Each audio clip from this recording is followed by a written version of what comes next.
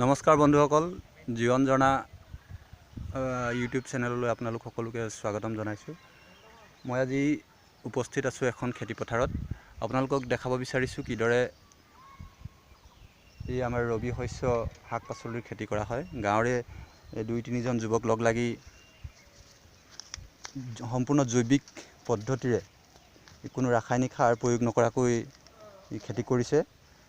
ইয়াতে এওঁলোকে ফুলকবি, বন্ধাকবি, ডাংমাহকে আদি কৰি যথেষ্ট খেতি কৰিছে।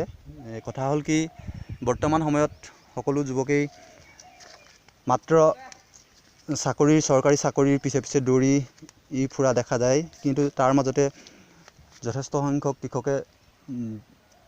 সংখ্যক শিক্ষিত যুৱকে কৃষি কৰ্মৰে স্বাৱলম্বিত হোৱাৰ নিদৰ্শন দাঙি ধৰিছে। তাৰ মাজতে এওঁলোককো আমি ইয়াৰ ভিতৰত অন্তৰ্ভুক্ত কৰিব পাৰোঁ।